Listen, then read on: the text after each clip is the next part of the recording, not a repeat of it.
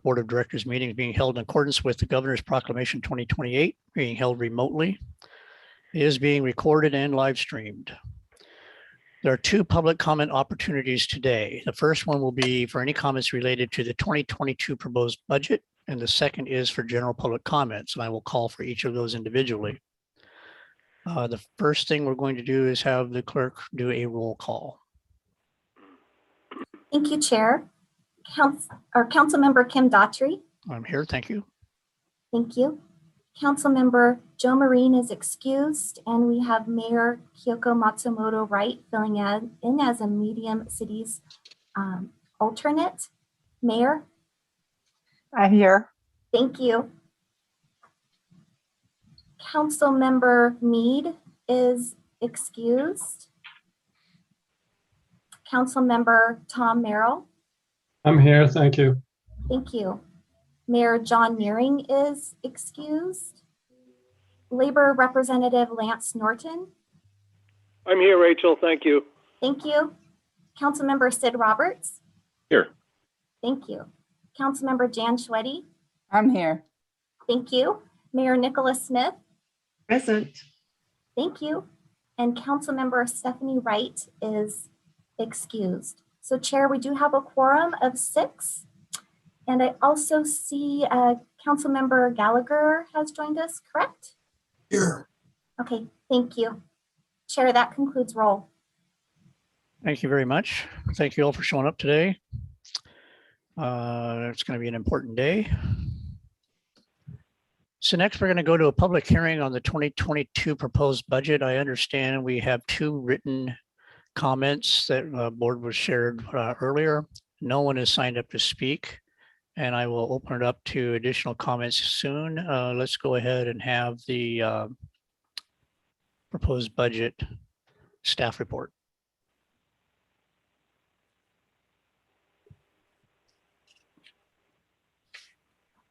Wow, there's some radio silence here because I don't think we had prepared a staff report. Oh, okay. Yeah, we just recently had the presentation at the Finance Committee, some updates at the other committees, and then the workshop. Since that time, we have received the public comments that you all saw today in writing, and then a question from one board member. We'll pull all of those questions together and respond out to you and report at the next committee before your vote on the budget, which we would schedule for next week. So really no updates other than to tell you we are tracking the comments and we're tracking the questions. Okay, thank you. I appreciate that. You're welcome. So I will open it up to public comments for anybody that's online that does want to comment. Even though I didn't have anybody signed up, raise your hand either remotely or I think it's #6, I think, on your phone. We have Mr. Kunzler, Chair. Mr. Kunzler, okay, I bring him in. Mr. Joe Kunzler, you have the floor for 3 minutes. Thank you. Thanks for having me today. Joe Kunzler here. I want to begin by thanking Community Transit staff for preparing such a thorough budget that it was better reading than watching NFL commercials. With that, I sent in at least 10 points. I will focus on those points I feel address coming storms, lacking the number 19.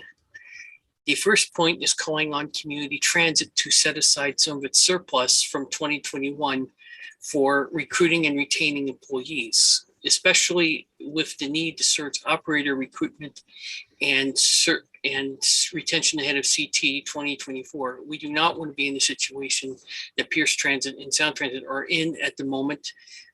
Trimming service in the south of Puget Sound, thank you. The second point regarding coming storms is sadly a storm already here. It's called WSF, or Washington State Ferries, losing ship and crew capacity, meaning we have a golden opportunity to help Mayor-elect Marines Mukilteo and Edmonds. You can just tell I prepared these remarks last night. For starters, relieve pressure on the air terminals. It is vital that emergency marketing efforts and funds be made to recruit drivers to leave the personal vehicle behind and take transit to walk onto the ferry and walk off the ferries onto a bus, please. This really needs to be a priority. On that note, I ask that instead of a pilot project just for Mariner High School, that every high schooler receive a promotional orchid card next year, please.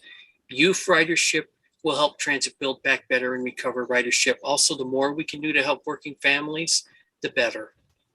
That's just the way what I believe in. Finally, I am upset about Sound Transit's desire to raid WSDOT transit grants intended for those transit agencies without Sound Transit's unique revenue tools. I encourage all to let your state legislators know that that's unfair to you. Thanks for having me. And yes, one last budget comment. If you don't mind, if you got a little extra money laying around, give the public disclosure team and the world famous CT help desk a bonus, please. They definitely deserve it for all these online meetings. Thank you. Thank you, Mr. Kaiser. Is there anybody else who would like to comment on the budget?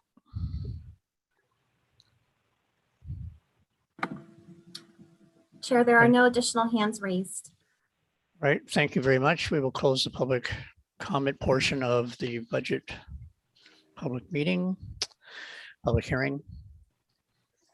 So I guess I'd like to open this up to the board for any questions from the board.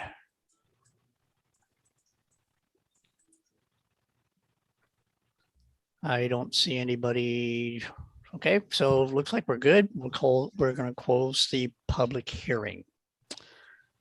Now we'll move on to the public comments portion of our regular scheduled meeting. We have 3 minutes to speak. If you'd like to speak to us, we had 2 people signed up to speak. Joe Bermani, is he on?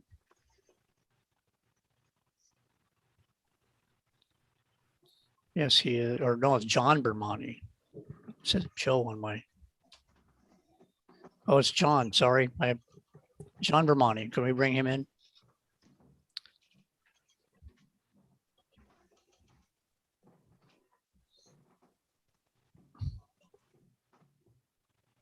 Hello, I hope you all can hear me and see me now. Yep, we can. Thank you, John. Awesome. My name is John Bermani. I'm the manager for a program called Snow Goose. It's a transportation program that's going to help Camano Island, Stanwood, and Smoky Point for those that are have disadvantages like wheelchair capable, limited, or have some form of mobility issue. Our goal is to provide this as a free service to the public, and we are funded by WASDOT. Unfortunately, that funding does not include a bus. I know you guys have some buses that you are no longer using for community transit, and I was hoping to be able to get one donated. This is a very needed program, and it was started as part of the North Coalition Transportation for part of Snow Track. Community transit has been helpful all the way through this process, and we just need some more help. We have one bus that is very high mileage. It's been sitting for a couple of years. We're getting it checked out.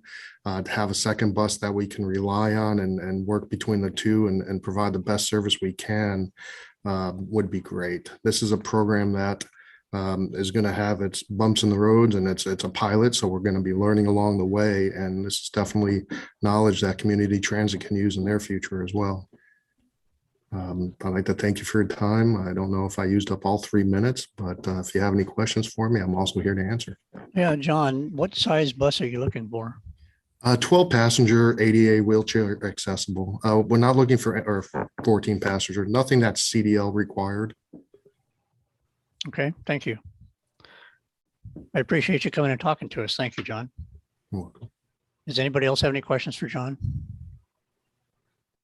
Jan? Yeah, could you explain your program just a little bit more? What Certainly. exactly you'll be doing?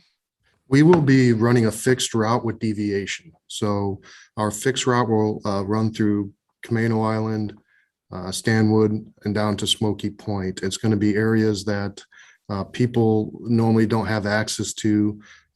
We'll have the ability to pull into doctor's office. We'll be able to go pick up people with mobility issues at their home as part of the deviations and take them to places they normally would not be able to get to. It's a big population of people that really need the help, and this will be something that helps fill in a little bit of gaps that community transit isn't able to do at this point in time yet. Not that the goal isn't to get there, but Okay, Anybody- thank you. Anybody Can I else? ask a question? Yes, Mayor Wright. Yeah, so is this a service where you drop people off or do you wait for them? This would be similar to a regular bus route where we'll have a fixed route. We will pick them up and take them to a location with pre-planning. So if they're expecting to be picked up at a certain time and then taken to their location, and then we'll set up a plan for picking them up on the return trip and things like that. Well, it's a process that we're still going to be learning and figuring out along the way on how well that'll match up. That's the goal. Thank you. Sometimes they, and the other services, people wait several hours for their pickup and sometimes in the rain. So just wondering. No, ma'am, it'll be pre-planned in advance for any All right. deviation. And it's with the intent they'll know when we're going to be there to pick them up and everything. Great. Thank you. You're welcome. Mr. Chair, Lance Norton has a question. Go ahead, Mr. Norton. John, I'm just curious, were there any talks or discussions with Community Transit and Island Transit before, as far as I'm concerned, before I received the Snow Goose flyer in the mail? So had there been prior discussions regarding the implementation of this type of service? From my understanding, yes. I've also just started about 6-7 weeks ago. So I'm still getting my feet wet and getting the program set up. But from what I understand, yes, there was communication with Island Transit and Community Transit throughout the whole process. Okay, anybody else? Mr. Chair, if I may, I've been staying quiet because we normally don't engage in dialogue at this point in the meeting, but we have been in contact with Mr. Bermani, and we have some ideas and some options. The Van Gogh program is obviously one Right. that could fit this circumstance. So we'll look forward to taking the conversation offline and seeing what we can do to help out. Okay, thank you. Thank you, Mr. Bermani. I appreciate you coming in and talking to Thanks. us. Well, thank Next you up- all for your time. You bet. Next up is Deborah Kilgore. You have 3 minutes. Hi, my name's Deborah Kilgore and I live in Linwood, Washington. I'm an elected director on the Edmonds School Board. Thank you for providing this opportunity for me. I wish to request that our agencies, in partnership with one another and with other relevant agencies, make Kids Ride Free a priority in Snohomish County. The benefits of free youth ridership are well documented, with programs in many cities around the country. For the record, these benefits include more disposable income for families, increased freedom and mobility for students, increased engagement in education and enrichment programs, decreased traffic and congestion, improved health, improved access to paid work, and so on. A forward-looking benefit for your agency is, of course, the development of lifelong transit riders. Edmonds School District offers school bus service to our more than 21,000 students, and transportation has been a limiting resource in every decision we make. Students increasingly need and want flexibility in educational programming. If kids rode free, more would be able to get around to our specialized programming like carpentry and construction trades at Mount Lake Terrace or International Baccalaureate at Edmonds Woodway. If kids rode free, more students would be able to attend after-school athletics, drama, STEM clubs, and so forth. They would be able to gather to complete group projects, go to libraries, events, and part-time jobs throughout the region. If kids rode free, more could get to and from Linwood High School, home to our horticulture and aerospace manufacturing programs. This high school, in which approximately 45% of our students are from low-income families, it doesn't even have a bus stop. But if it did, and if kids rode free, more students would be able to access its programs, and no one would have to walk or ride their bike on the extremely dangerous routes that take them back across the highway to home. I understand plans are underway to provide a bus stop in 3 to 4 years, and I appreciate that, but we kind of need it now. And if kids rode free, Edmonds could add more educational offerings to students and could offer flexible schedules to accommodate work and other family needs. I appreciate what community transit has done to provide commuter options for Snohomish County. Now, as we look to the future, I'd like our agencies to work together to create a Kids Ride Free program. Please prioritize kids and include school leaders and youth as important stakeholders in the decisions you make. Thank you. Thank you, Ms. Kilgore. Appreciate it. All right, moving on. We have presentations. Oh, wait, is there any other additional comments? I should have asked that. Any additional public comments? You can raise your hand digitally or come on, unmute your phone and say something. We do have one chair with Mr. Kunzler, who's raised his hand. Okay. Hi, can everyone hear me? Yep. It's really good to see everybody.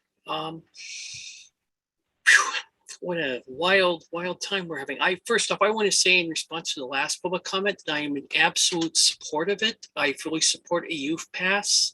I think that's really, really important that we start having those conversations. We need to get more ridership and support for this agency. But that really wasn't what I was going to use general public comment for today. We have this thing called COVID-19 and a vaccine mandate. And I don't know if you read my written comments, so I'm going to, but if you did, I'm going to be quick.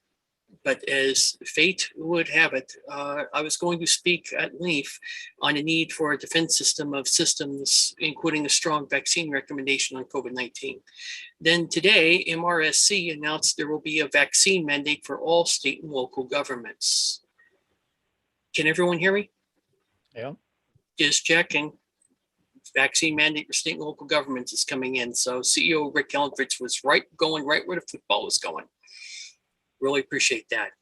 I hope that the board will agree to a vaccination policy that no board member nor alternate may serve without proof of vaccination due to the fact employees will likely be released if unvaccinated.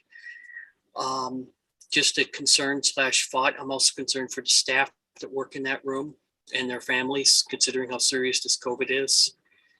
And that's as far as I'm going with that comment. I want to stress public health is the goal here. We know that good public health requires not just eliminating COVID-19 as a threat to the commons, but also encouraging folks to walk and read. Taking transit encourages both things, and so much more. I want to conclude this heavy message with this thought from the CT budget. Ridership will return to previous levels only when the concerns over the pandemic subside. That means we need to really, truly get this COVID situation under control with vaccines, masking, and remote meetings and such. Without support for public transit, and I am a regular transit rider, I am concerned that we may have a situation where ridership may not rebound, and Tim Eyman or someone like him might just decide in all their wisdom to file an initiative to defund public transit. The same Tim Eyman I suggest drive for community transit. I figured we could all use some humor right now. With that, you got about 30 seconds, Mr. Kunzler. Perfect. Congrats to all of you who won re-election to public service. I want to again thank the staff for your hard work. You're awesome, in case you haven't heard that yet. So thanks for all you do, and I am out of here till next month. Thank you, Mr. Kunzler. Is there anybody else that would like to make comments to the board?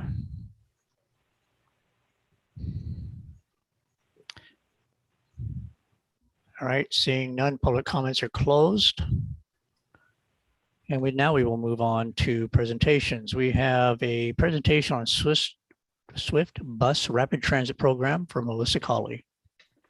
Good afternoon, everyone. Melissa Colley, Manager of Regional Programs and Projects, which is our grant program and our BRT program. Thank you, Councilmember Daughtry, who is my council member, and congratulations on your re-election. For those of you who may not be aware, he's very well loved here and he does a lot of things for our community. So we're Very, very grateful for all you do. So I wanted to share with you a 6-month look ahead. There's a lot going on in the SWIFT program. And as Deb says, we always want you to be well stitched together on things so that you know what's coming up next. I gave this presentation at SACDC and now to the board. So go ahead, Rachel, next slide, please. Just a quick reminder about the network vision for SWIFT. It's an easy to use network, so customers don't have to think about it. Regionally integrated, so they connect to regional service with our partners to get to where they want to be. Connecting to those centers that are a part of the PSRC Regional Transportation Plan and where those hubs are, and then focusing on areas of development. This is just our latest SWIFT BRT network slide, and you'll see that gold line going up north in Marysville. Next. You've seen this slide before. It continues to get updated as we progress in our network build out, just reminding you of where we're at, keying in really on the orange line, which we are ready to go to construction on, and then the blue line expansion. Next slide, Rachel. We wanted to make you aware of a project that we've been working on. So as the SWIFT program has been developed, we are looking for opportunities for research and analysis of our SWIFT network. And we had some information from our customers, some customer perception about the SWIFT stations that we call are at the nexus. So those are the SWIFT and Blue Line stations that are on the corners of Airport and Highway 99. And we got together as a multi-department group to sort of strategize how we would respond to some customer perceptions that we were getting. And we're going to be doing a pilot project there. So we're going to be modifying those stations using some of the advanced station design components that we will be doing in orange line. So things like moving the windscreens to the back of the station, a different bench configuration. We'll be putting in some security cameras and some speakers. And we're going to be piloting these improvements, doing some analysis on it and evaluation, so pre and post, to see if these improvements work. And the thought is that if we find good value in these improvements, we could deploy them across the SWIFT network in areas where we see really high utilization. So you remember that the boardings at these 4 corners are our highest boarding area in our SWIFT network. We're planning to pilot those improvements in January, and there'll be more communication that'll come out closer to when we get those improvements in place. Next slide. So just a reminder of the goals and objectives for the Orange Line project. Travel made easy for all. So really providing that BRT to light rail connection. I can't be more excited about this being the first BRT to light rail connection in Snohomish County, and the opportunity to really transform how our customers can travel. So getting people from where they are to where they want to be. We're hoping to reduce customer wait times, decrease their travel times, reduce variability of travel times. So, we're hearing from our customers so much that they just want a reliable connection. So they want to know if they've got to be to work at 8 o'clock, they can get there at 8 o'clock every day. And then improving customer amenities and information with the new station redesign process that we did as a staff these last couple years. Next.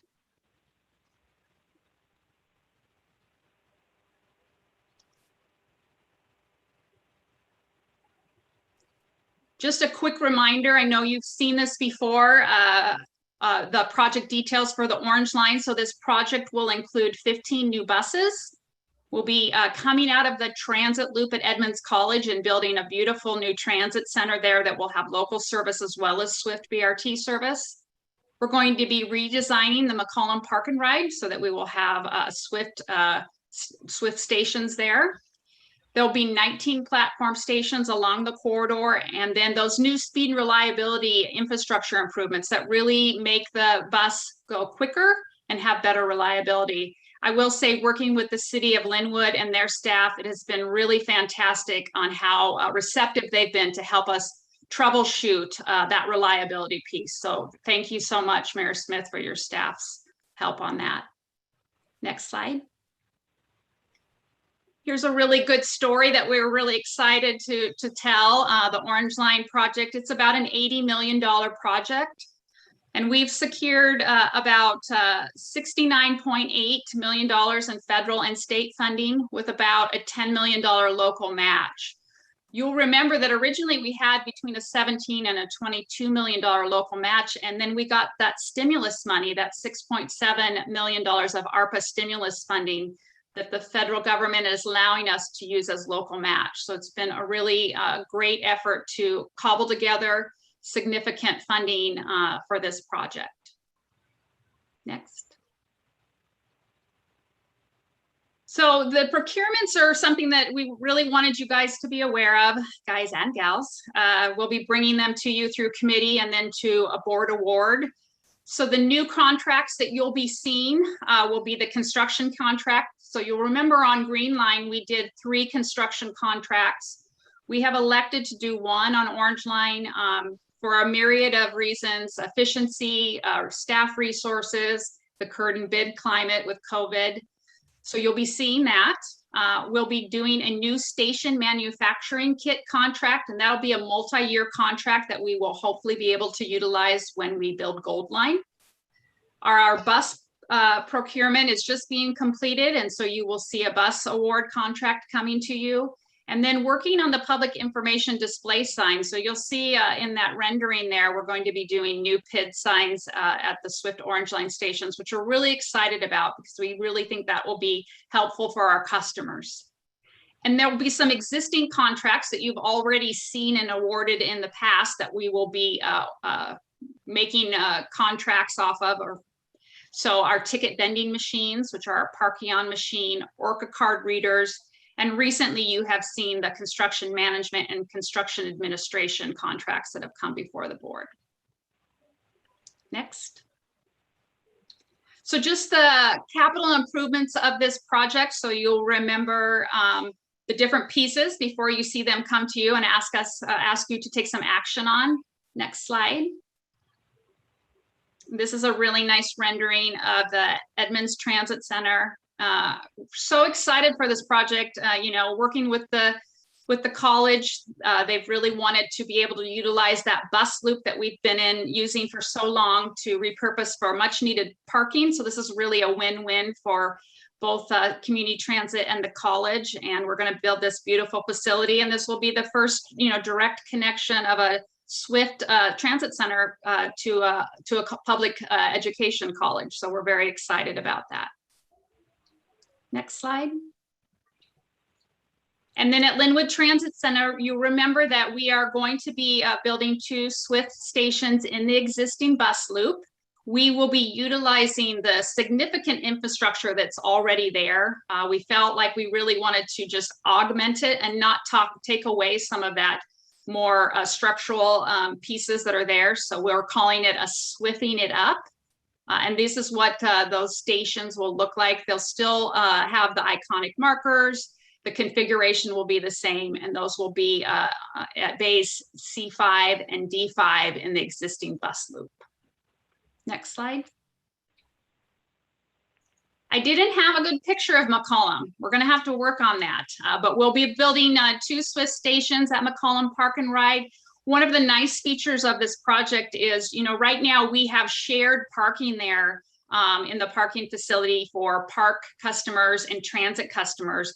We will be building a new lot adjacent just for park customers. And then the transit area that we currently are in right now will be dedicated for our transit customers. We'll also be doing some improvements there. If anyone's ever parked at McCollum on a rainy day, you know, if you park in a certain spot, you're going to get out of your car and your feet are going to get wet because we have water pooling. So we're going to fix that, make some really nice improvements.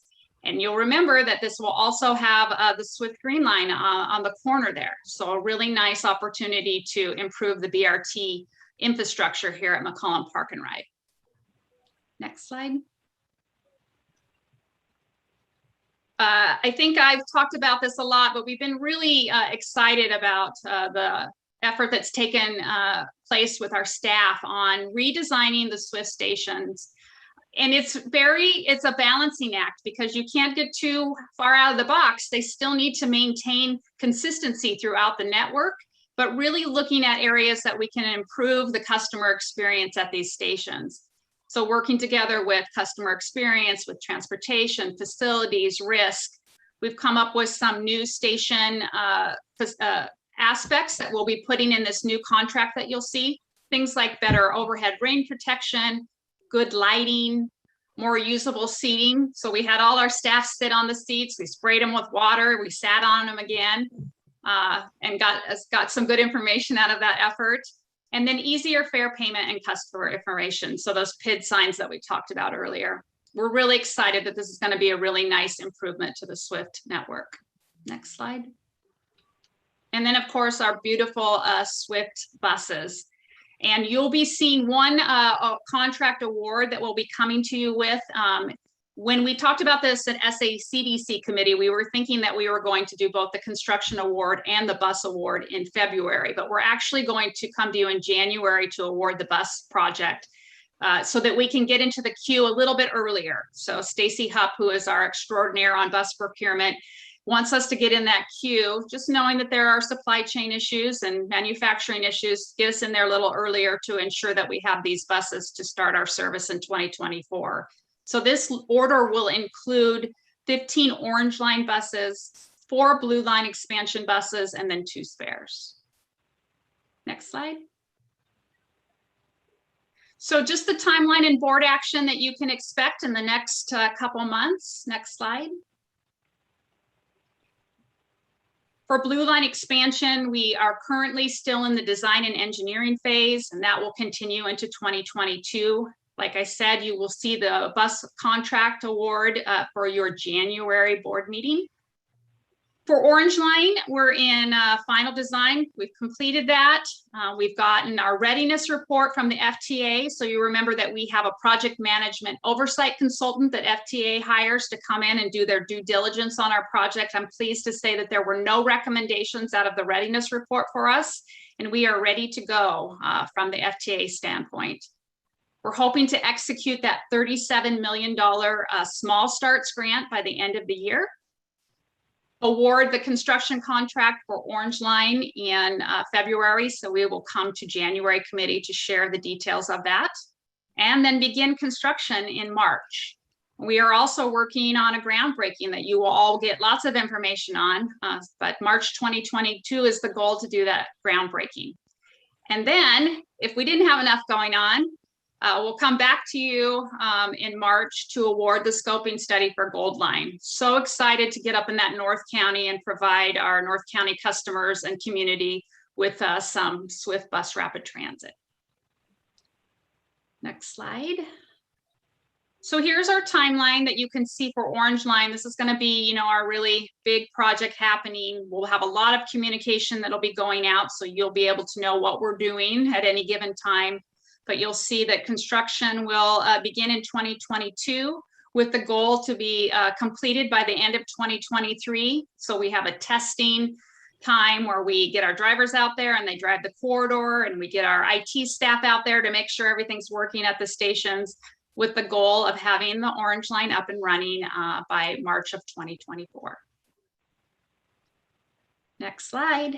And with that, I'll take any questions. And as you all know, please feel free to always reach out if you get a question about Swift to either myself or Christopher Silvera, who is our incredible Swift BRT program manager.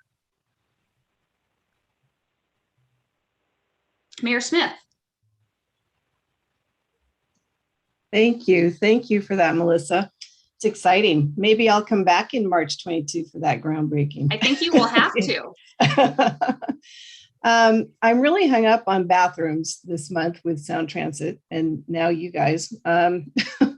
Is the building, because last time we saw the presentation with the white concrete block building, I thought it was at the college, but in the picture today, it's at Linwood Transit. So Is- we will and- not, yeah, there'll be a driver restroom at the college. We felt like, Okay. that would be, Yeah.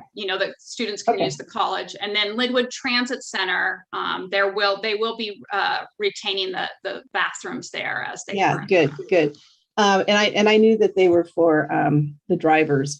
But what I'm fussing about is they look like an invitation for graffiti, knowing my city. And I'm just wondering whether community transit would consider like maybe working with the Linwood Arts Commission or something and make them something more placemaking than a white concrete invitation for graffiti little building. Yeah, I think that's a great opportunity to think about a way to make that look a little Yeah. more spectacular.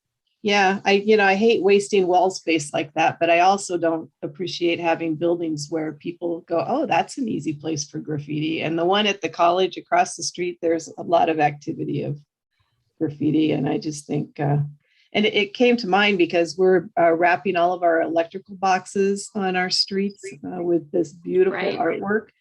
And it's fabulous. And it just puts that little pop of, oh, this is where I am and this is what it means to be here or whatever it is. And maybe it's a community transit honoring employee pictures or something. I mean, I don't know. But, Yeah.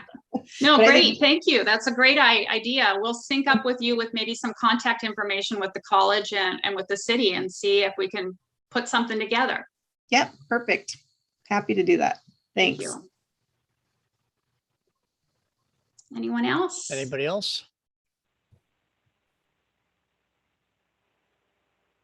Okay, All right. Thank you so much. Really appreciate all the board's support as we continue to build out the BRT network. thank you, Melissa. We appreciate your time. All right, next is Chief Executive Officer's report. All right. Well, that's a tough act to follow. I appreciate Melissa's report and especially the attention to detail that's given to the planning of the service and the facilities with that customer experience in mind. So it's going to be a great project. So lots going on. Let me kick off with our COVID report for the month. As you'll recall, we had 23 cases in September. We had another 10 in October and one so far in November. While 10 is certainly better than 23 and kind of reflects that we responded quickly to that outbreak, it still represents our third highest month since the start of the pandemic. So we're continuing to keep our incident command structure in place and continuing to monitor closely all activities, cleaning, disinfecting, et cetera, on the base. On a positive note, we have reached 81.5% vaccination rate for the workforce as of yesterday, and that's about a 14% increase since the vaccine requirement was announced in September. Our incentive remains in place, and the next tier there is 85%, which hopefully is just around the corner. The policy is in place, as you'll recall, with a testing requirement as an interim measure in place until December 31st, and then vaccination requirement effective January 1st.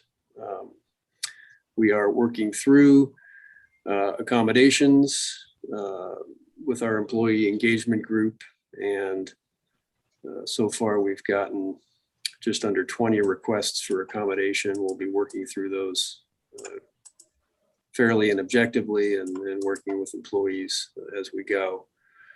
I do want to report some positive news. We did reach agreement today with the ATU on a memorandum of understanding regarding the impacts of the policy. We had several meetings over the past couple of weeks to work through this stuff. I want to thank Kathleen Custer and her team for their constructive engagement in that process. I also want to distinguish between the bargaining of impacts and the policy itself. It's the official position of ATU and IAM for that matter, that they oppose vaccine requirements. And Kathleen was very forthright about that. We had some spirited and honest and candid discussions about it. And we were able to move into discussing the impacts and working out an approach that would work for employees. So I think it's important to make that distinction. It's also important to, I want to express my appreciation to her and her team for working together to come up with a good approach to implementation. We're very close to agreement with the Machinists Union. Expect to be able to report completion on that very soon. We have consistent approaches between the two unions for the most part. We try to emphasize in the agreement providing some flexibility for employees, providing time off for them to get their appointments done, some additional COVID leave to deal with any potential side effects, also to provide some recall flexibility in the event that an employee changes their mind later and wants to come back. We've also provided for those employees who do separate some additional consideration through the award of their full sick leave balance as they leave the agency, and hopefully that'll provide for a smoother transition. And then lastly, we do have some flexibility on the back end for folks who get a late start on the vaccination process. If they get started in December and can't get their second shot until into January, we'll honor that. So overall, I think a good and flexible approach that helps us get to our goal. And again, I want to thank Kathleen and her team for helping us work through those issues, notwithstanding their position. Next up, you may have heard that this morning the federal government released the final Osha regulations. They are over 390 pages long, so we have them under review. We are asking our outside counsel to assist with that review. One thing is clear, they will apply to the public sector within the state of Washington. And so we need to sift through for consistencies and inconsistencies. Washington is a OSHA approved state, which means the state of Washington will have the ability to decide how to interpret these regulations and decide whether to accept or alter them. And we're expecting to hear from the state relatively soon on that question. So the picture is gradually coming into focus, but we really need to see how the state responds to the final OSHA regs. So moving on from COVID to other transit business, we're working on an after action report related to the opening of the Northgate station and the service change in October. Our planning and operations, customer experience, communications group are all collaborating to collect information and document lessons learned from the Northgate opening that will be able to apply to the Linwood Link and Orange Line openings, which are just right around the corner. And of course, as those learnings come into focus, we'll share those with the board as we prepare for the big event in just a couple of years. I wanted to report as well, it's the fall season and it's charitable giving season, and we just completed the Community Transit annual giving campaign in coordination with the United Way of Snohomish County. And I'm happy to report that our staff raised $21,566 for United Way and a number of other charities. And that's just a great outcome for running a campaign like this in a virtual environment when you can't really get together and have events that help people give. So I want to really shout out the team that worked so hard to make this happen. Danielle Arceo, Bearly Estes, Michelle Flatt, Stacy Gerhardt, Margaret Keckler, Allison Klink, Mary Lowry, Jennifer Coy, who is our co-campaign chair and really led the effort. Laurel McJanet and Christina Strand, they came together and did a terrific job, again, coordinating virtually to help Community Transit step forward and provide some additional assistance in the community.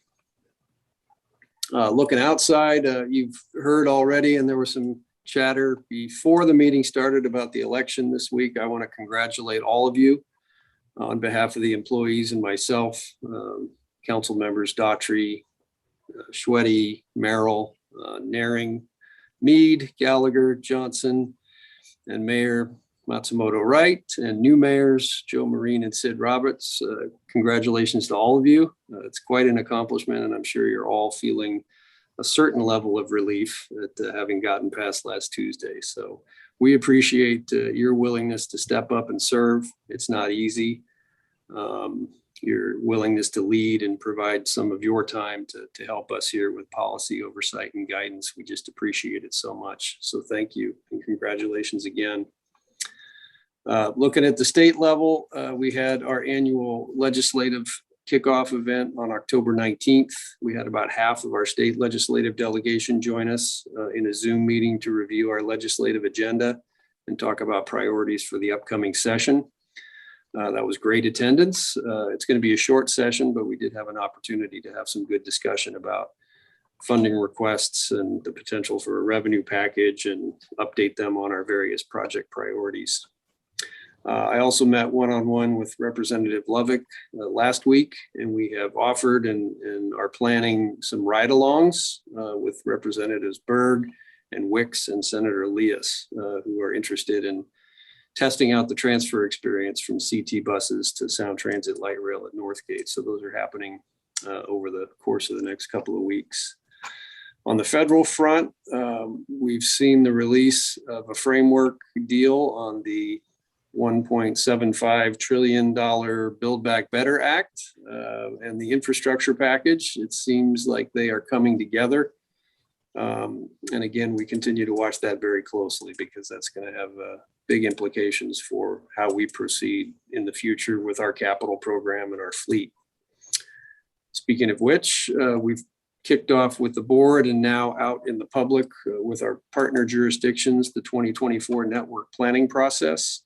So we've engaged at the staff level with jurisdictions across the transit district over the past couple of weeks, cities, the county, PSRC, our transit partners, to let them know that the 2024 planning effort is underway and to share with them information about how they can engage and participate in that.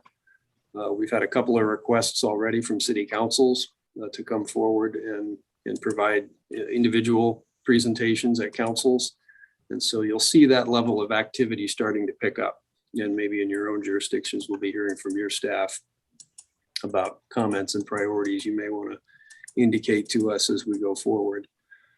So that will probably generate some media activity in addition to some council and county level activity. But we are out now and live and looking forward to the feedback we're going to be getting from our partners and the public.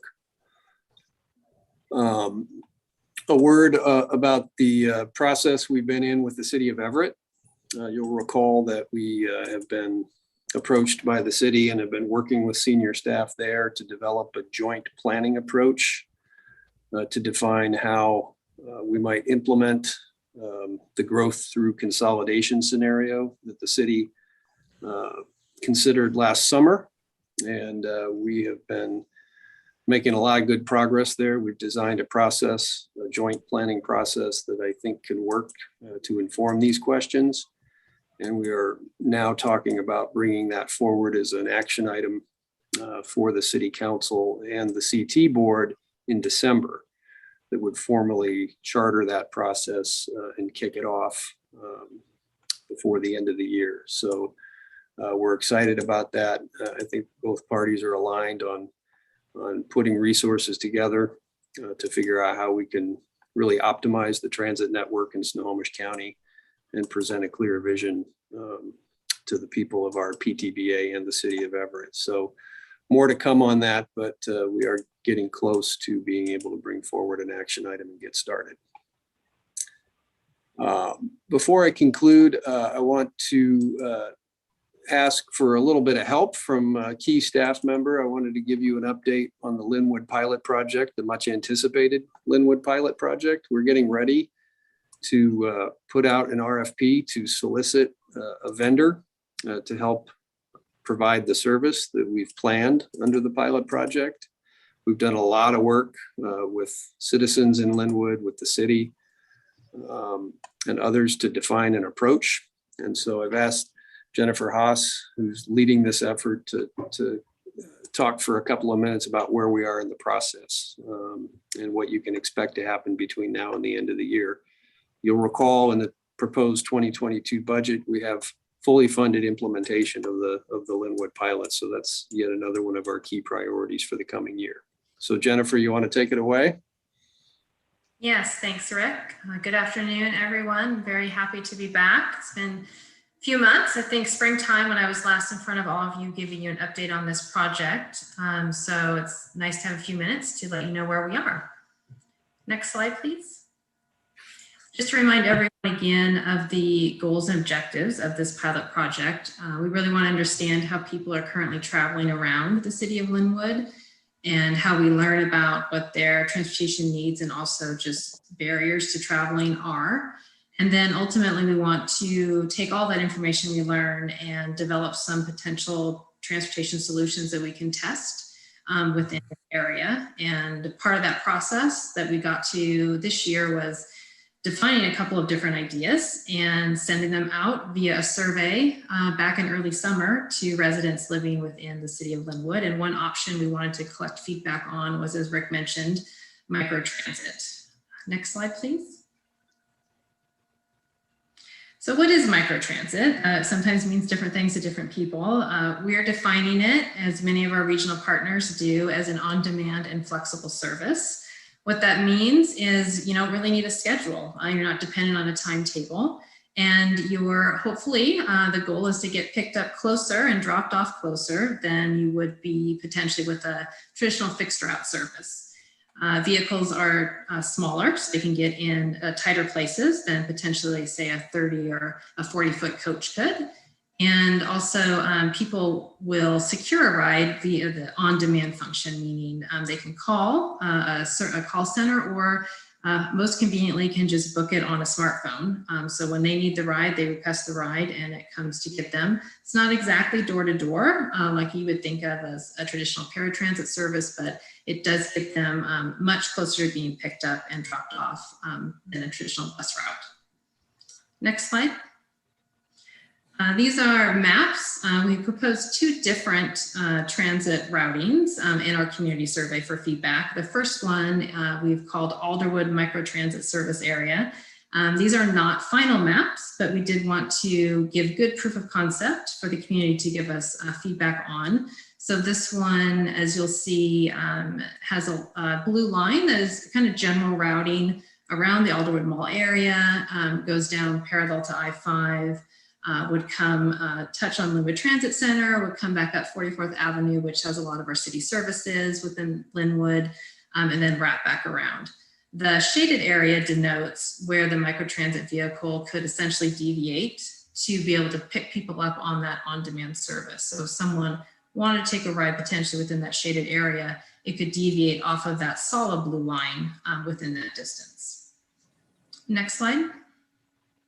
And this was the other option that we solicited feedback on. This is the 188th Street Southwest Microtransit Service Area. And you'll see this one basically runs from Edmonds College up 68th, turns onto 188th, and then goes all the way over to Alderwood Mall. So again, the blue shaded area denotes where the microtransit vehicle could deviate off of that solid blue line and pick people up based on need and request within that area. Next slide. So as I mentioned, we sent a survey out early summer. We had just under 1,300 responses, which we were thrilled about because it was about a 20-minute survey to take. So it was very exciting to get that level of feedback. And we were essentially looking for, did these microtransit services meet travel needs? Did they attract users? And how were we serving historically underrepresented communities? Next slide. So when we looked at travel needs within Linwood, we had done an assessment back in late 2019. And what we learned from the community as their key needs were going to key places, feeling safe, that the service would be available all day, and that it was dependable. So when we put those needs back out to the community, pair it up now with an actual service, we asked them, did this service meet those needs? And you'll see from the first column there, the Alderwood service got really high ratings, all the way from the low 70s to low 80s in those categories, but followed very closely behind was 188, which tells us that both routings were really popular amongst community members within the city and residents, and kind of gave us a good problem to have, that we had such two close tight runners when we looked at the data. Next slide. And then if we dig in a little farther, we look at how often or how likely people were to try the service. So when we looked at all the survey respondents against Alderwood and 188, we had about 49% that chose Alderwood, saying they would be likely to use it or somewhat likely. And then 188 was not far behind at 44%. And then when we break it down a little bit farther, if we looked at just people who lived within each of those areas, how did they respond to their likeliness to use? And Alderwood residents came back at a really strong 80%, said that they would be likely to use it. And 188 was still really impressive at 70%. Then we looked at existing transit users and non-transit users. Existing users came in at 64 and 54%. Again, still really impressive numbers. And then even our non-transit population, which, hasn't taken a bus yet, almost half were still really interested in trying a service like this. So we felt really encouraged by these results. Next slide, please. And then we also wanted to look at how did the service potentially attract our more historically underrepresented communities. And you'll see both potential routings really were attractive to three key demographics: low income, disabled, and then Black, Indigenous, and people of color.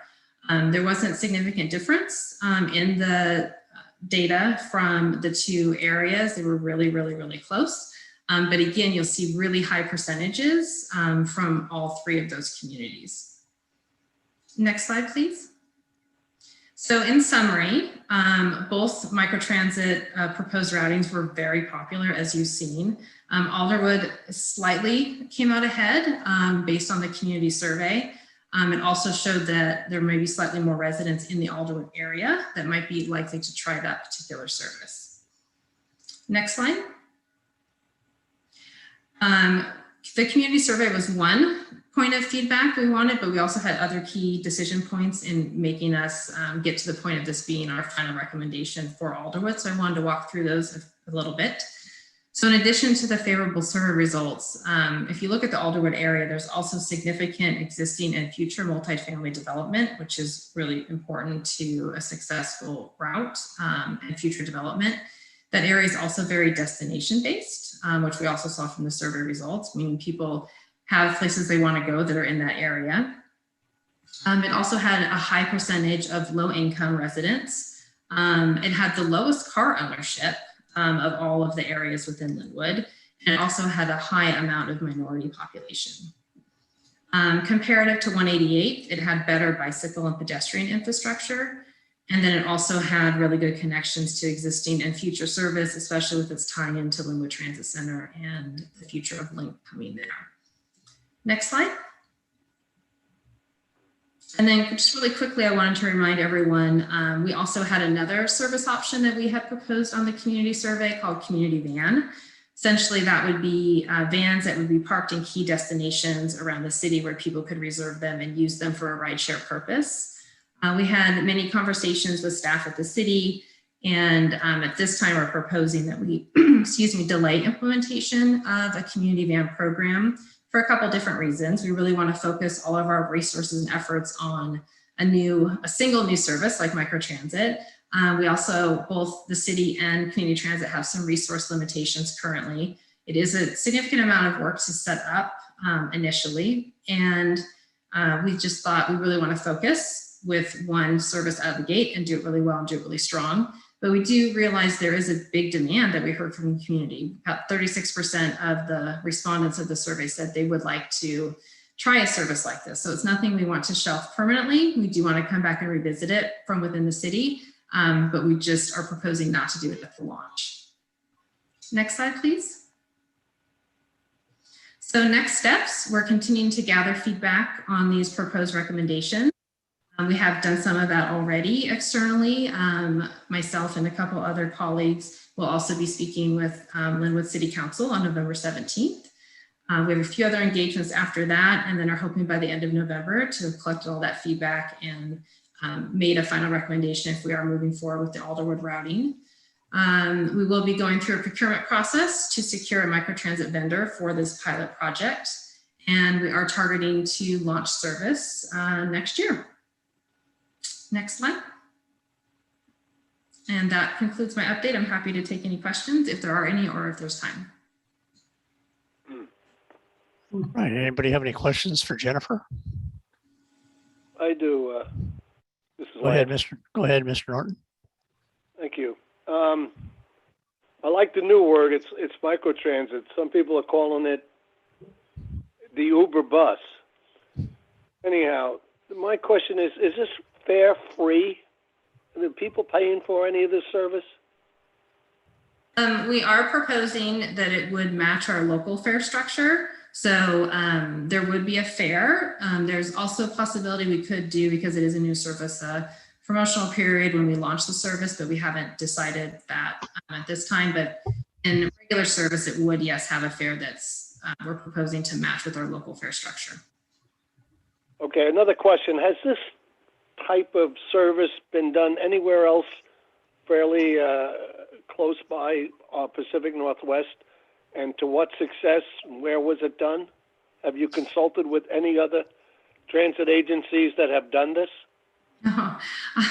If we had time, I can tell you all of the ones I've talked about in our region and nationally, but we don't have enough time. But yes, I've spoken with many, and our partners just to the south, King County Metro, they have been doing this quite successfully for over 5 years.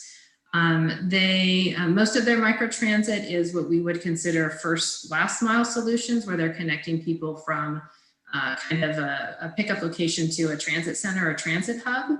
What we're proposing could also do that, but in addition could take people to other key destinations. Yeah, that's the difference from metros. It goes to transit centers and whatnot, and this is going to shopping, right?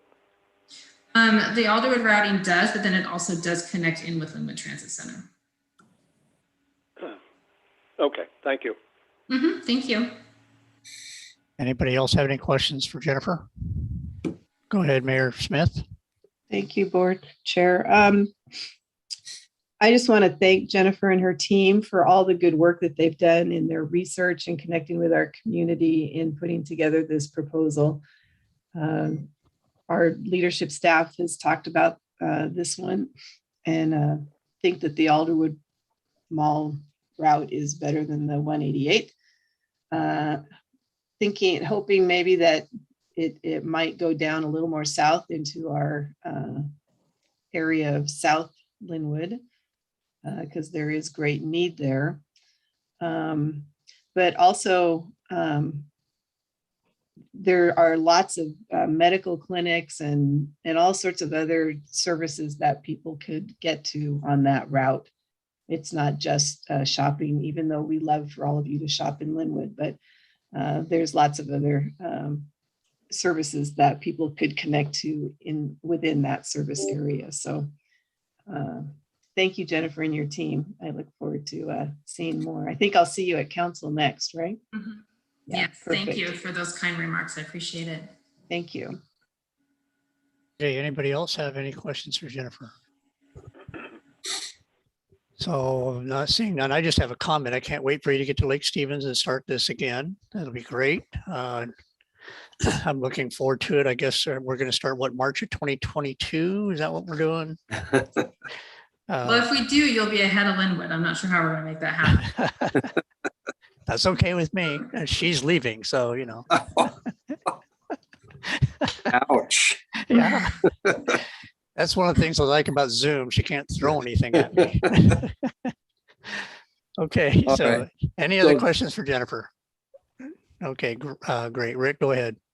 Thanks, Jennifer, and obviously more action to come there as we get into a procurement process. But I wanted to make sure we had transparency about where the process is headed, and knowing that Jennifer is going to be talking with the Linwood City Council here coming right up. Just one final thing, Mr. Chair, and that is as a reminder to the board that there is a January 20th board selection meeting upcoming, the every 2-year process where the cities and the county get together to affirm board composition. Rachel will be sending letters out in the coming days to all the cities, and we'll be copying you on those letters. That's a process that'll be facilitated by our general counsel. And while we're all lamenting Mayor Smith's retirement, she may not be, part of that process will include identifying another large city representative. So I want to make sure that's on your radar screen for January 20th. And if you have any questions, obviously don't hesitate to reach out to Rachel or me or Deb, and we can make sure you're ready for that conversation when the time comes. And that, Mr. Chair, concludes my report. Thank you, Chief Executive Officer. Okay, where am I at? Oh, now we're going to do committee reports. So the executive committee report by myself is the executive committee met on Thursday, October 21st. Councilmember Schweddy, Councilmember Marine, Mayor Naring, and I attended. The CEO provided an overview of the 2022 proposed budget and the COVID-19 policy information, which he's already spoken to today. An update on the City of Everett and Community Transit Joint Study process, which he also mentioned. An executive session was called to review the performance of a public employee. And the next executive committee meeting is scheduled for November 16th at 11:30 a.m. Next, I'd like to go to the Finance Performance and Oversight Committee. Councilmember Schweddy. Okay, thank you, Ken. The Finance Performance and Oversight Committee met on Thursday, October 21st, 2021 via Zoom and Community Transit's Planning Conference Room. Board member Tom Merrill and I attended, along with Director of Administration Jerry Beardsley and agency staff. On the consent agenda is approval of September 2021 expenditures and payroll, items C through H. Reports given that day, proposed administrative pay changes. The committee was briefed on proposed changes to the administrative pay plan as part of the 2022 proposed budget. Also heard the proposed 2022 budget. The proposed 2022 budget was presented to the committee and at the Thursday, October 28th board workshop as well. Questions about the proposed budget are due to the budget team by Friday, November 12th. Sales tax report for September 2021. The committee packet included details for September 2021 sales tax revenue collections. In September 2021, Community Transit collected approximately $15.8 million in sales tax revenue. This is approximately $3.5 million more than budgeted. September sales tax collections reflected purchases made in July. The diesel fuel report for September, the committee packet included details for September 2021 diesel fuel data. Year-to-date through September 2021, Community Transit paid an average of $2.16 per gallon for diesel fuel, compared to the 2021 amended budget amount of $2.07 per gallon. This is a negative variance of 0.09 cents per gallon. The budget team continues to closely monitor fuel costs. The next Finance and Performance and Oversight Committee meeting is scheduled for 2 p.m. Thursday, November the 18th, 2021 via Zoom. Thank you. Thank you, Councilmember Schweddy. Next will be the Strategic Alignment Capital Development Committee. Councilmember Merrill. Thank you, Kim. The Strategic Alignment and Capital Development Committee meeting was held remotely on Wednesday, October 20th at 2 p.m. The meeting was attended by Councilmember Stephanie Wright, Councilmember Tom Merrill, Labor Representative Lance Norton, and Mayor Nicholas Smith. council member and probable future mayor, Joe Marine, was absent. The committee reviewed and forwarded one item for action on today's board agenda. That is the formal recognition of the new baseline service level for Title VI analysis after completion of the public outreach process. Roland Behe, the Director of Planning and Development, will present this item. The committee reviewed and forwarded one item for consent on today's board agenda. RFQ 217-79, task order for the Linwood Ride Store design. Phase 6 of the facilities master plan remodels and expands the existing ride store located in the Linwood Transit Center. This task order is for award of preliminary and final design to OTAC Inc. for an amount not to exceed $462,943.13. The cost is included in the budget, board approved budget under project number 2015. The committee heard one informational item, the SWIFT BRT program update, presented to the board earlier in today's meeting by Melissa Colley, manager of the regional programs and projects. Thank you, Melissa. Under other business, a brief update was provided on Community Transit's proposed 2022 capital budget. The next meeting of the Strategic Alignment and Capital Development Committee is Wednesday, November 17th at 2 p.m. Thank you. Thank you, Councilmember Merrill. Moving into the next item in the agenda is our consent items. I would entertain a motion. So moved. Second. Okay, we have it's been moved by Jan Schweddy, seconded by Sid Roberts. Is there any conversation around the motion? Seeing none, I'll call for a vote. All in favor, say aye. Aye. Aye. Aye. Any opposed?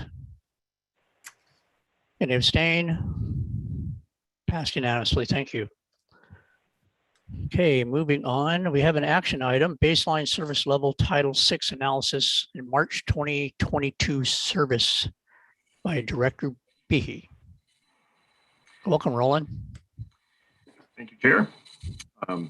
Thank you, Board. I'm going to get into this item. Before I start, I did just want to acknowledge and thank the staff that have worked on this process, primarily Thomas Tamola and Catherine Boris in our service area, and also our communication team who helped us get the word out on this. So thank you to all of you.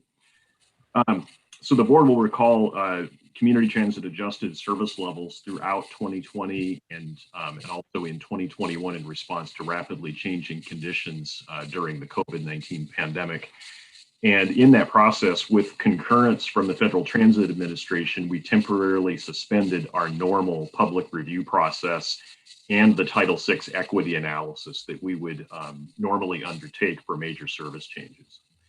Also, per FTA guidance, we are now moving back to our normal public process for those changes. And so this is an administrative process in terms of it satisfying FTA requirements and is going to allow us to move back to that normal public-facing process that you will see as we make major service changes moving forward. As part of this transition back, the FTA identified the September 2020 service level as the starting point for new baseline service. And you may recall that for community transit, the September 2020 service level represented approximately 87% of our pre-COVID service. We have added service in several episodes since September of 2020. And so staff have conducted a Title VI equity analysis, which is included in the memo that was shared initially back in August and September with the board, and also is included in your packet. That analysis was conducted on the service ads and was determined that there were no disparate or disproportionate impacts in those subsequent service changes for protected populations under Title VI.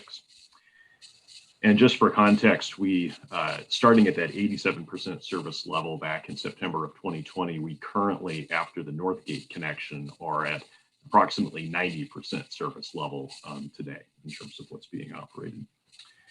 We conducted a comment period on the Title VI analysis and the framework for this return back to our public process. That comment period extended from September 3rd through October 7th, and you may recall we had a public hearing at your last meeting on the topic. During the comment period, we conducted public outreach through a wide variety of media and communication platforms.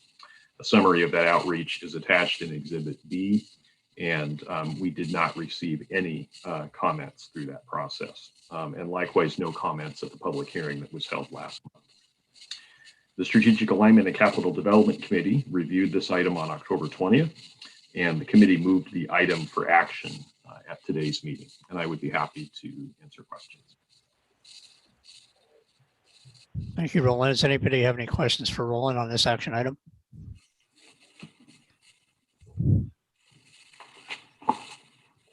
Seeing none, I would entertain a motion on the action.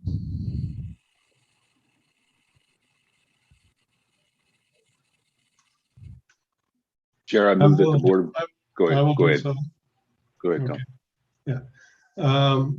I move that the board of directors recognize the September 2020 baseline service level as Community Transit's new baseline service level for Title VI analysis. Second. Second. Okay, it's been moved by Tom Merrill, seconded by Jan Schweddy. Is there any conversation around the motion? I'll call for a vote. All in favor, say aye. Aye. Aye. Any opposed? Abstain? Passed unanimously. Thank you, Director Behe. We appreciate your time. Thank you. All right, next is the chair's report. I would like to congratulate everybody on the screen. One for choosing to retire after many years of service to her community. And several of you for continuing your service to your community. And I thank you all. I recognize all of you as my peers, and I like to learn from each and every one of you. So thank you. Where's I lost my notes. There we go. The next regular board meeting is scheduled for December 2nd at 3 p.m. And that's all I have for right now on that. Let's go ahead and open it up to board communications. I'll start with, how about Mayor Smith? Why are you picking on me this whole meeting? Okay, forget it. We'll go Thank to. Thank you. I don't even know if this is appropriate to say, but I really implore Community Transit to continue to have Linwood represented on the board. There's a lot happening, and I can assure you that Linwood chose the right mayor to succeed me, and she's nicer than me, so you can't go wrong. I doubt that. So thank you. Okay, Councilmember Merrill. No, I don't have anything to report today. It's been a busy time, and I'm glad that part's over. Get on with other things. Yeah, I am also glad that that's over. Councilmember Schweddy. I don't have anything. Thank you. Mayor Matsumoto Wright. I don't have anything. I'll pass. Thank you. Thank you. Incoming Mayor Sid Roberts. Well, yes. So congrats to all the people who did put their hat in the ring and run for office. I won by a landslide. The only problem is there's nobody running against me. That's, and I don't know if that's a good thing. I mean, you just wonder if nobody else showed up for the job interview. But anyway, I just also wanted to say that we're going to miss Nicholas Smith. Some of you know, I was a city council member in Linwood, sat beside her at the dais, and quality people like that, just you hate to see them go, but she served well. I would agree with her that if possible, Linwood, I was an alternate for 4 years from Linwood to this board, and I would love to see Linwood represented. I think if any town really needs to be at the table, it's Linwood. So Nicola, I think you've got one more meeting with us, and you're our friend, and we appreciate your service. Thank you.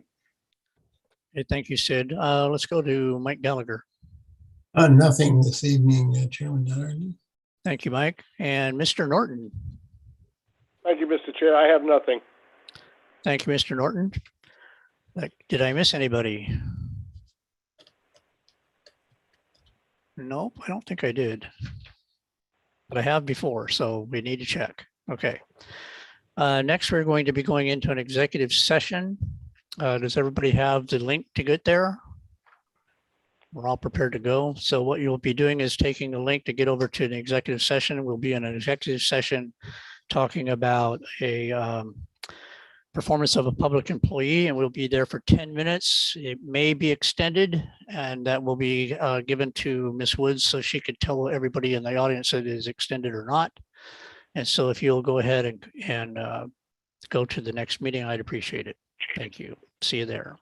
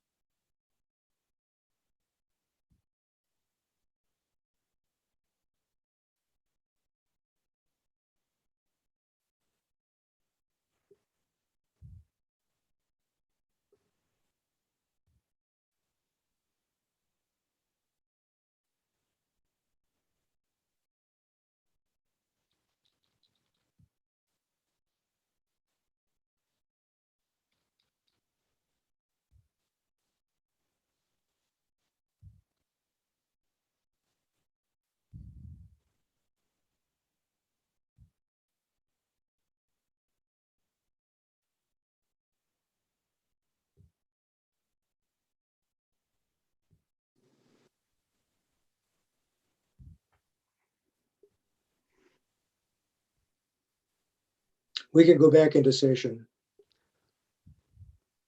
All right, thank you. We are now back in regular session. I'm not seeing Lance Norton getting in. It's kind of inconsequential, I guess. There is no action, so we can go ahead and go into any other business for the good of the order. Anybody?